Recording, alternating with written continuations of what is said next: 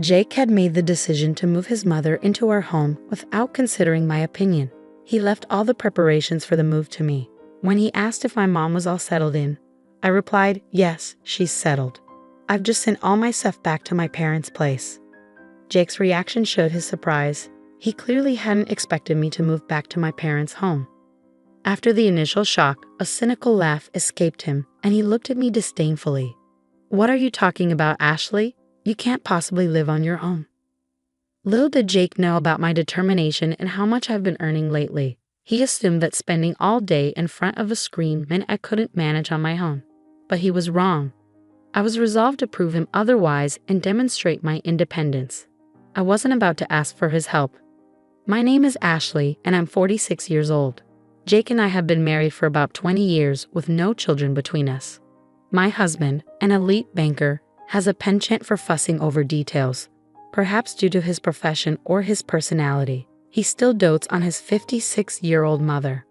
My mother-in-law lived alone in a house some distance from us. My father-in-law passed away 3 years ago, leaving Jake as her only child. She often urged Jake to give her a grandchild soon, but Jake didn't want children. Though he played the dutiful son in front of his mother, telling her he wanted children too, he privately admitted he found the idea of having children a hassle. At our age, having a child would be risky, so we eventually abandoned the idea. Besides, deep down, I realized I didn't want a child with Jake. My apprehension dated back to when I first met Jake's mother. She warned me, "Hey Ashley, I don't think you're a good match for Jake. The banker's wife should be more polished. This won't last long." She whispered this so Jake wouldn't hear, but in front of him, she would say things like, "As long as Jake is happy, that's all that matters." Dealing with two-faced people like her was exhausting, and her duplicity extended to the issue of us not having children. "I want to see my grandchild soon. When will you give me one?" Jake's mother asked. "I know, Mom. I'm sorry, but Ashley doesn't want any," Jake would say, shifting the blame onto me. His constant deflection grated on me, especially since he was the one who didn't want children in the first place. I couldn't help but wonder if his devotion to his mother was why he behaved this way, prioritizing her opinions over mine. He never stood up for me, his wife. "Why did he want children, Ashley?" she would ask, turning the blame on me. "It's because she thinks it's a hassle," Jake would say, leaving me looking cold-hearted. "Jake, why are you with her if she doesn't want children? You're so kind to put up with this." "Ashley, you should be grateful Jake supports you." His mother would chide me, while they both laughed at my expense. Their ridicule extended to my own mother as well. "Ashley is a terrible person, so her upbringing must have been just as bad," they would say, mocking my background. "Like mother, like daughter, right?" Jake's resemblance to his mother was evident, but I could hardly stand them speaking ill of my mom. I should have defended her, but my focus was on taking care of my father-in-law. My responsibilities took priority. He suffered from a rare disease that caused his muscles to stiffen gradually. He needed assistance with eating and using the bathroom, so I managed his care as best as I could. While I was there, I wasn't sure if my mother-in-law tended to him or if they relied on a caretaker. Given her nature, I suspected they had a caretaker coming by instead. I couldn't imagine my mother-in-law caring for my father-in-law on her own. If she had any compassion, she wouldn't have left me to handle all the care by myself, especially when she knew I couldn't protest. Meanwhile, Jake was feeding her all sorts of lies about me. "I've reached my breaking point. I can't continue this marriage any longer. I can't believe I've put up with this for so long." Beyond the mistreatment I've shared so far, there were countless other unpleasant experiences they subjected me to. Even when my father-in-law passed away, my mother-in-law's reaction was disturbing. "Ah, it's finally over. We won't have to waste our money anymore, and I can finally relax," she said, showing no remorse. Those are not the words you'd expect from someone who'd spent years with her husband, especially since I was the one providing care for him. Her comments about money being wasted hinted that she may have hired a caretaker after all. This lack of empathy only reinforced my decision to distance myself from her and Jake. Recently, Jake spoke to me about his mother, mentioning that she's showing signs of dementia. When I asked him how serious it was, he said she was starting to forget things more frequently. It seemed she might be in the early stages of dementia. I suggested that it might be better for my mother-in-law to move into a nursing home where she could receive professional care. but Jake dismissed my idea with annoyance. "Don't you have any empathy? You live here, so you can take care of her," he declared. I couldn't believe he was being so dismissive. I had my own responsibilities, and taking care of his mother wasn't something I wanted to do, especially after all she put me through. He labeled me as unpleasant and reiterated that his mother would live with us, leaving no room for objections. It was clear he had no intention of listening to my perspective, so I had to adapt to the situation. I simply said, "Understood," and started preparing for my mother-in-law's move. I made several trips between her house and ours in my small car, each journey taking an hour one way. It was exhausting and expensive, as I was covering the cost of gas myself. Though I could have asked a friend for help, I worried Jake's pride would lead him to anger if he found out. I figured he'd be embarrassed if others knew he was making me handle all the preparations for his mother's move. So I decided against asking for assistance. After several days of moving my mother-in-law's belongings, I began moving my own things to my parents' house. When my parents asked what happened, I gave them a brief explanation.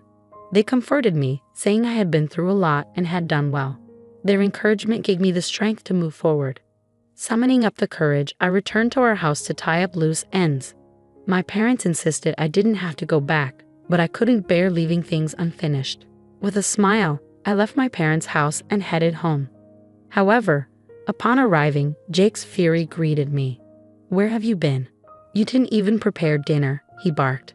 Ignoring his outburst, I calmly replied, "I'll do it now. It's none of your business where I go."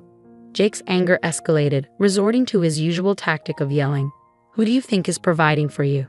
Initially, I couldn't argue against his point as I relied on him financially, but things had changed. Jake didn't realize I'd been working too. To him, it probably seemed like I spent all day on my phone or computer. Disregarding his shouting, I asked, "So, what do you want to eat?" This only fueled his anger further. However, I was no longer willing to bend to his every demand. In the past, I would have done anything to pacify him, but I'd reached my limit. Enough, I thought to myself. Jake, sensing my newfound resolve, declared, "I can't eat with you. It'll taste terrible. I'll go eat outside." With that, he stormed out, slamming the door behind him. In the past, I would have panicked, but not anymore. In the past, I would have rushed out in tears to find him, giving him exactly what he wanted. But I wasn't that person anymore. Instead, I thought, if I don't have to prepare dinner, that's a win. I grabbed my car keys to go out and get some food. But when I opened the door, I found Jake standing there. "Why didn't you come after me?" he demanded. I sighed, weary of his behavior. "You were the one who said a meal with me would be unappetizing, so why would I chase after you?"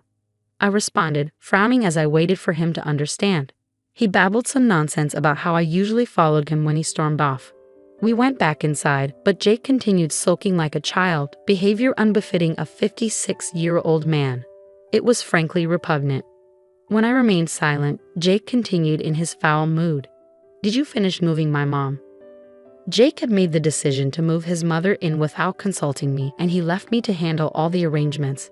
"Yes, I finished," I replied, "and I've also moved my belongings to my parents' house." He seemed taken aback, not expecting me to take such a step. He gave me a condescending smirk. "What are you saying? You can't live on your own. You spend all your time on your phone or computer. You can't manage without me." "Don't be ridiculous," I countered.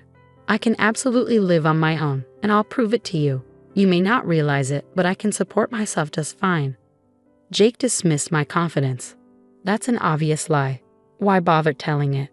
I held my ground. "What makes you think it's a lie?" Jake continued his belittling tone. "You've only been able to live because of me. If I'm not around, you wouldn't last a single day because you can't make money." I couldn't understand why Jake doubted my ability to earn money, but I didn't press the point. Instead, I simply said, "Even if I explained it to you, you wouldn't believe me. I'm going back to my parents' house."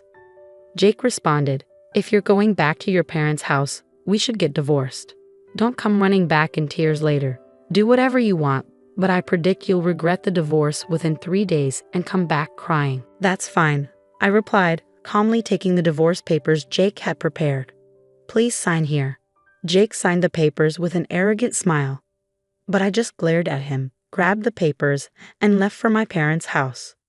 Jake seemed surprised that I followed through, and he called me several times, but I ignored him. However, after 2 days of silence, Jake started calling again. At first, I didn't answer, fearing he might be abusive. But then a voicemail from Jake made me listen. "Ashley, are you upset? I'll forgive you. Just come back," he said. The audacity of his words angered me. He had been the one to propose divorce, and yet he expected me to seek forgiveness from him.